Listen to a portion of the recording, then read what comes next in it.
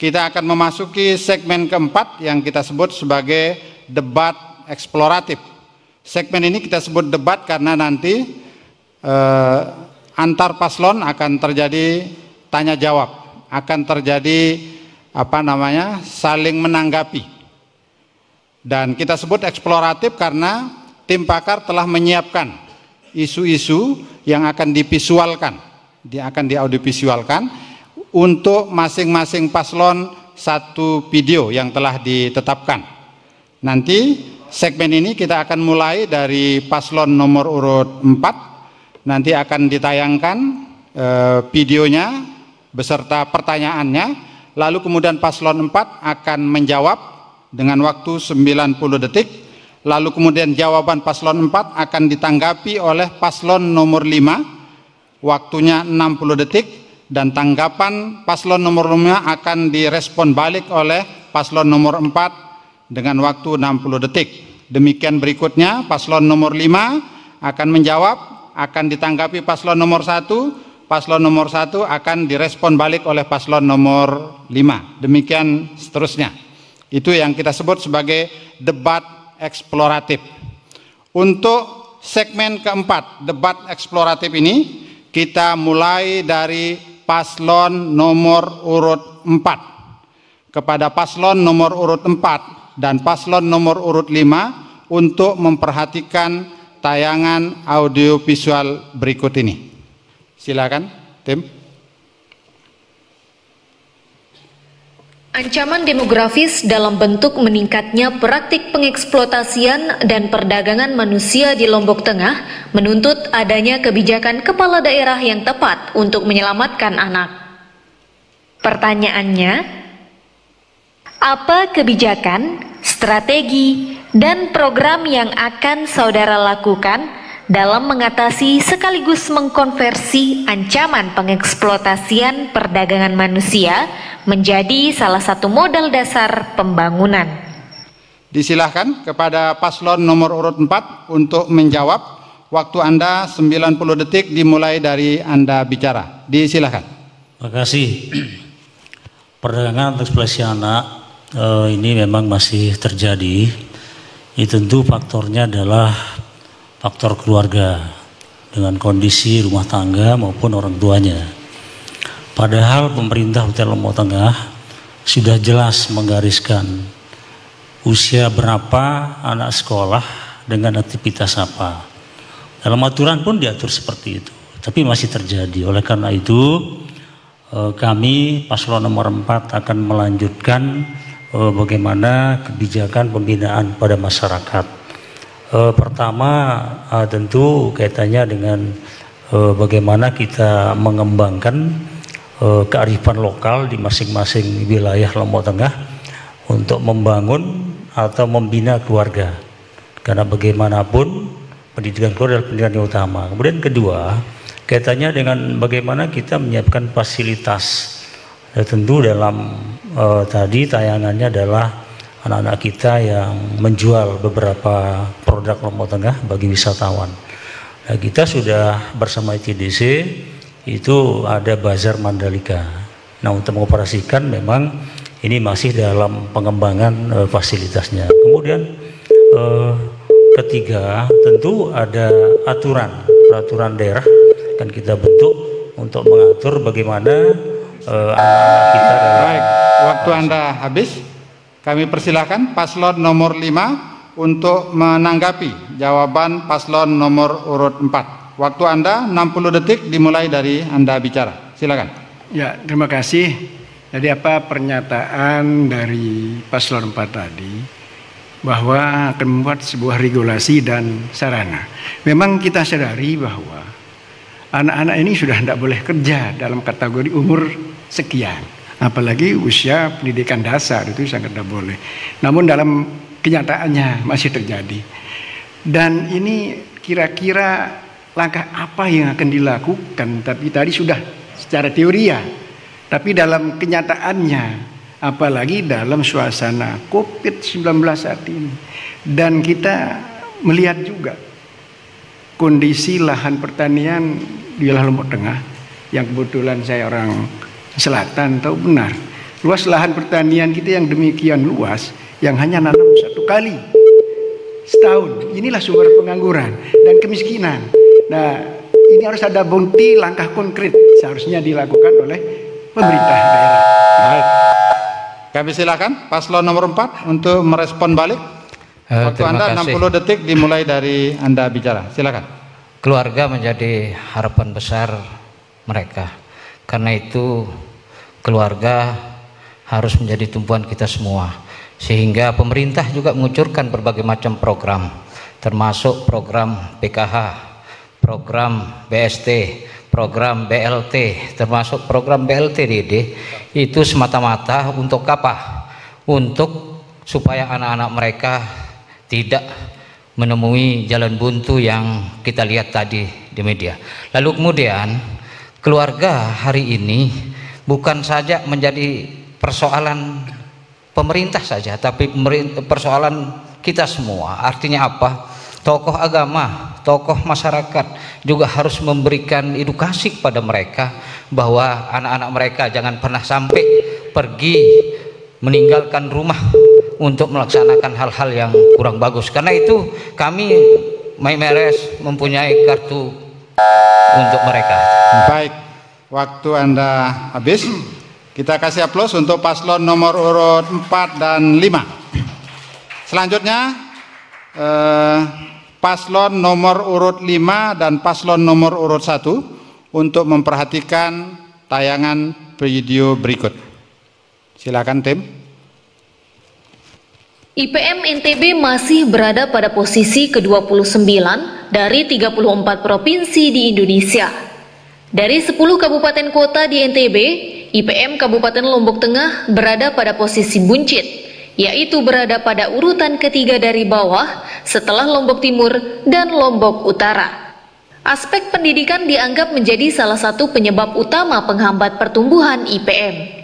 Hal ini terlihat dari data BPS tahun 2019 yang menunjukkan bahwa rata-rata lama sekolah hanya 6,27 tahun dan harapan lama sekolah 13,50 tahun.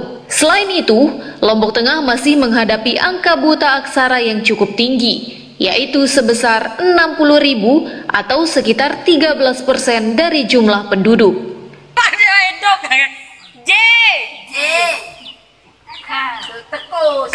Pertanyaannya, apa kebijakan yang saudara akan lakukan untuk meningkatkan kualitas pendidikan di Lombok Tengah? Kami persilahkan kepada paslon nomor 5 untuk menjawab. Waktu Anda 90 detik dimulai dari Anda berbicara. Disilakan. Ya, terima kasih. Jadi dalam rangka meningkatkan IPM di Lombok Tengah khususnya terkait dengan dunia pendidikan yang masih cukup rendah, langkah pertama adalah untuk buta aksara salah satu penyumbang. Nah, ini harus terus diberdayakan kelompok-kelompok pendidikan non formal untuk menjaga terutama yang umur 25 ke atas, ini yang masih perlu untuk buta aksara, tapi yang umur di bawah itu masih bisa lewat pendidikan yang formal. Yang kedua, pendidikan formal ini juga perlu ditingkatkan sebuah kebijakan wajib Dikdasnya. Mungkin wajib Dikdas sekarang ya 6 tahun tamat SD, tapi kalau bisa ya 9 tahun. Dia harus diikhtiarkan secara sungguh-sungguh sehingga nanti pendadaan yang 20% merata baik di provinsi, kabupaten maupun nasional itu harus tepat sasaran, sehingga salah satu penghambat rendahnya IPM di Lombok Tengah dalam bidang dunia pendidikan adalah harus ada penekanan terhadap kewajiban wajib Dikdas yang dimaksimalkan, bukan lagi SD 6 tahun, tapi kalau bisa segera 9 tahun, dengan nanti setiap anak usia pendidikan 9 tahun wajib hukumnya sekolah, sehingga ini akan mendongkrak segera IPM dunia pendidikan di Lombok Tengah akan meningkat lebih cepat. Ya. Baik, terima kasih. Selanjutnya kita persilahkan paslon nomor urut 1 untuk menanggapi jawaban paslon nomor urut 5. Waktu Anda 60 detik dimulai dari Anda bicara. Disilakan. Terima kasih. Jawaban nomor 5 pas itu tadi ya. Tapi yang lebih pas lagi kami ingin sampaikan bahwa tanggung jawab pendidikan itu menjadi tanggung jawab bersama.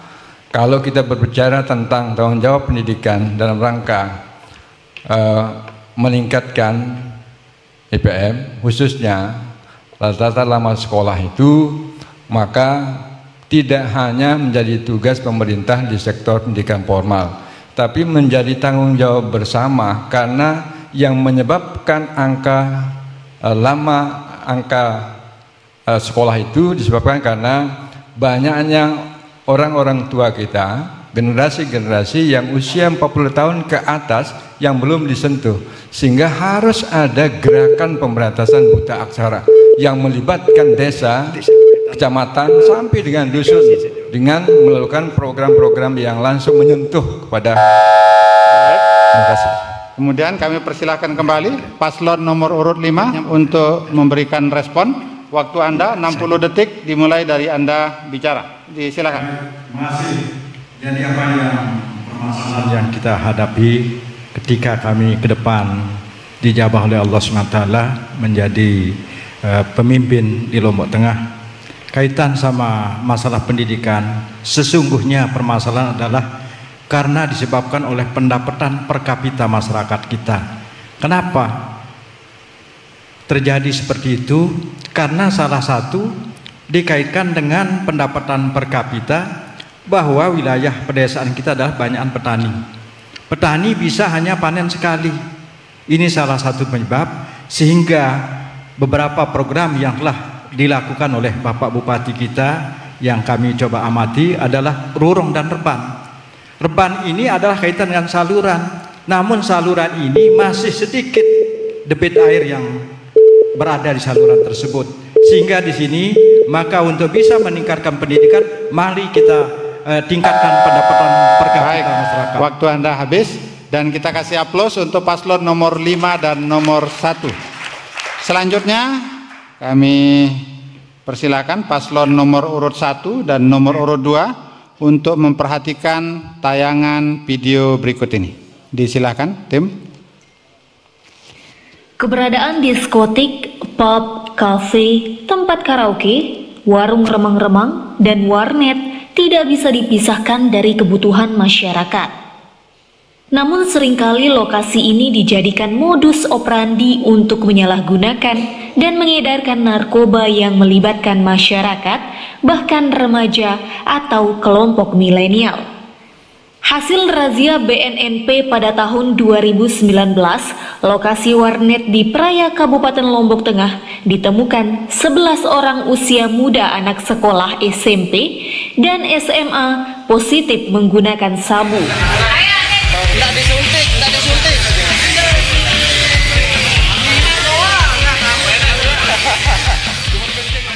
Pertanyaannya, kebijakan apa yang akan saudara lakukan untuk mengatasi permasalahan ini?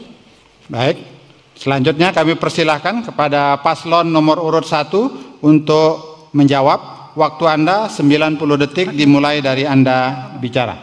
Kami silakan.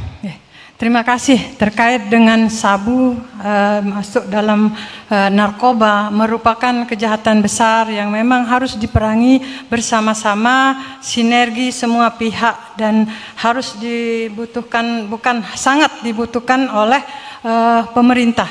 Yang akan kami lakukan adalah melakukan kerjasama dengan BNN dalam bentuk MOU untuk pencegahan dan rehabilitasi pengguna narkoba. Begitu juga kita akan melakukan kerjasama dengan aparat hukum untuk selalu memantau tempat-tempat di mana diskotik, termasuk tadi diskotik tempat peredaran narkoba. Dan khusus untuk pengedar sendiri, terutama pengedar narkoba di remaja yang untuk generasi muda, maka kita harus betul-betul memberikan hukuman supaya mendapatkan efek jerah. Kemudian terkait dengan peredaran narkoba sendiri, maka semua lubang-lubang peredaran narkoba harus kita tutupi, harus kita selalu melakukan pengawasan, harus kita melakukan pengawasan kepada bandara maupun laut dan darat. Kemudian kita juga perlu membentuk desa-desa bersinar bebas dari narkoba di Kabupaten Lombok Tengah ini. Baik, waktunya habis. Kemudian kami persilahkan paslon nomor urut 2 untuk menanggapi jawaban paslon nomor urut 1. Waktu Anda 60 detik dimulai dari Anda berbicara. Silakan. Bismillahirrahmanirrahim. Yang perlu kita perhatikan dalam pencegahan narkoba, sebenarnya asal usul dari narkoba itu, kita mengenal bahwa narkoba itu disebar kemudahan melalui geografis kita, kemudahan mendapatkannya karena ekonomi, karena lingkungan masyarakat, dan karena pribadi masing-masing.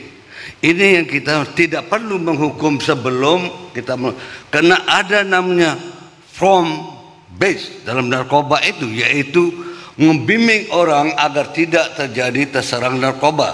Yang kedua baru melakukan preventif.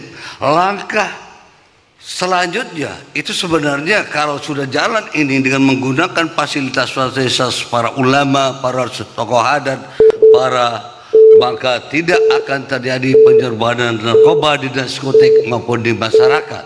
Itu yang perlu kita perhatikan. Berikan ia. Baik. Kemudian kami persilahkan kembali paslon nomor urut 1 untuk memberikan respon balik. Waktu Anda 60 detik dimulai dari Anda bicara.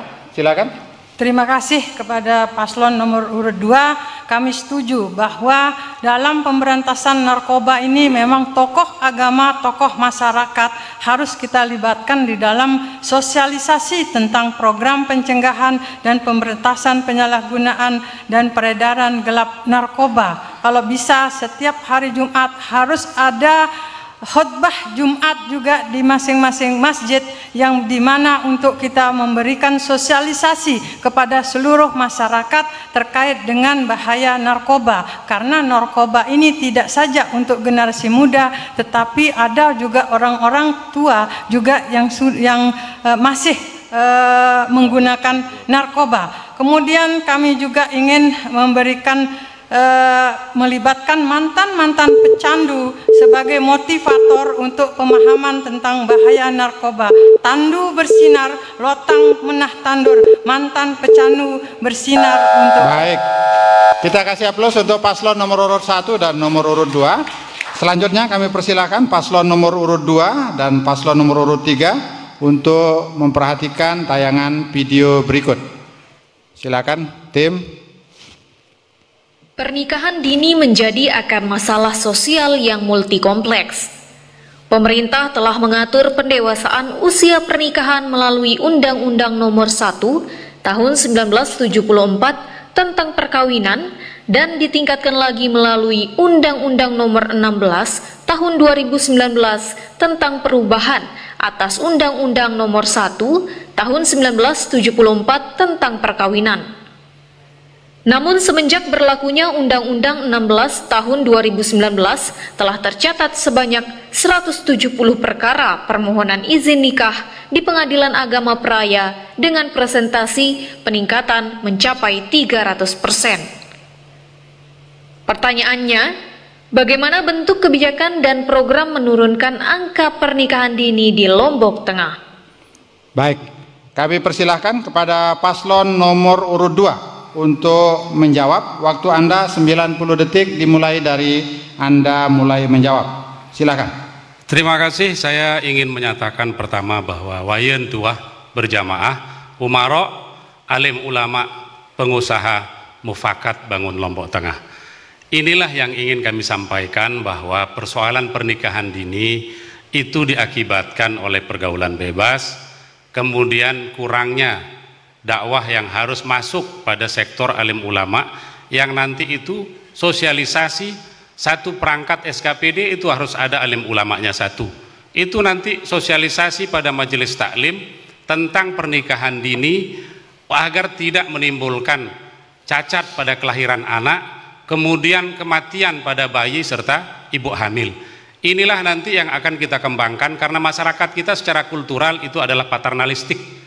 Keikutsertaannya terhadap alim ulama itu sangat tinggi.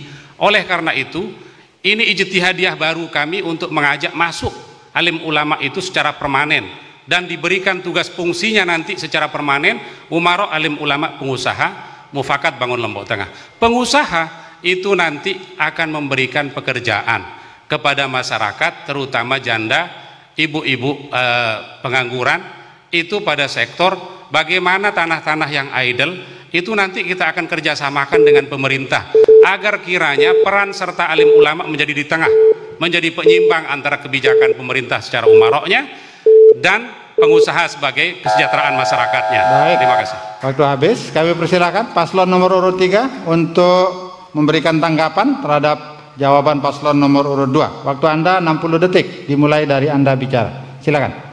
Terima kasih. Bismillahirrahmanirrahim. Pernikahan dini adalah PR kita bersama. Tadi disebutkan dalam video bahwa di Kota Praia saja tinggi permintaan di KUA kita di Praia untuk angka pernikahan dini tersebut. Sehingga apresiasi terhadap jawaban paslon nomor 2.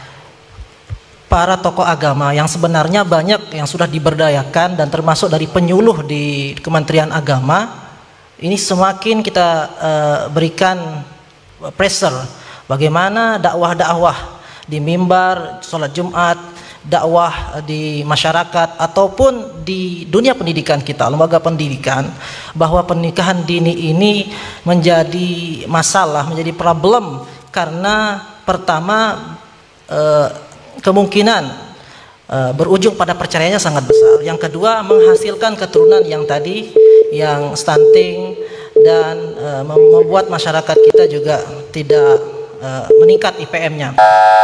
Baik, kami persilahkan kembali paslon nomor urut 2 untuk memberikan respon balik.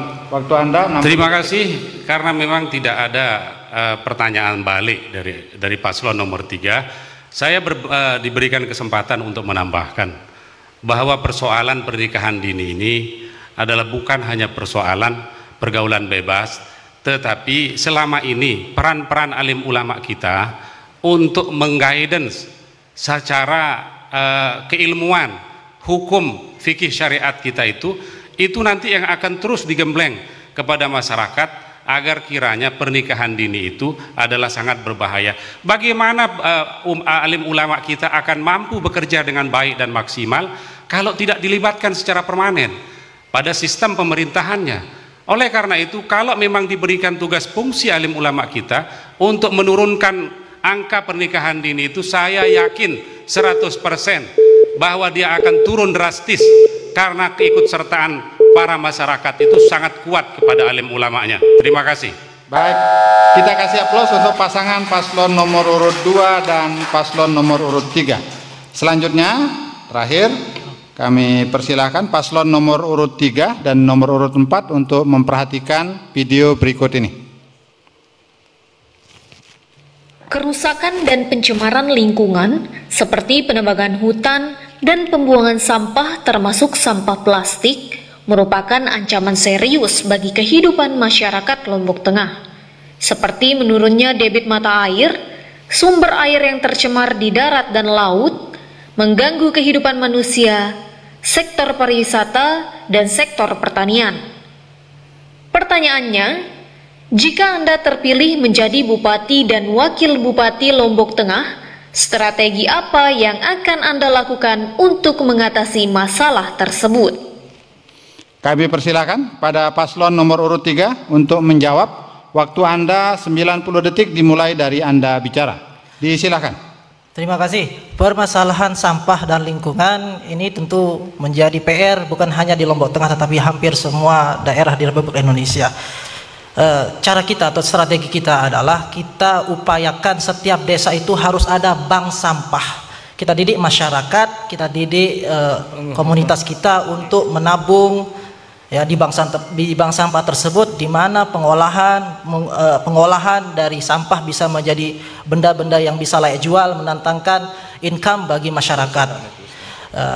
Dan masyarakat kita sebenarnya sudah paham dogma daripada agama kita bahwa an-nadzafah minal iman, bahwa kebersihan ini adalah bagian daripada keimanan kita.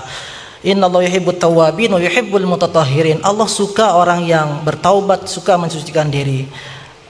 perangkat-perangkat dari masyarakat kita berupa tuan guru, berupa para asatiz, mengajak di pondok-pondok pesantren dan di madrasah untuk menjadi lokomotif terdepan, mengedepankan kebersihan lingkungan.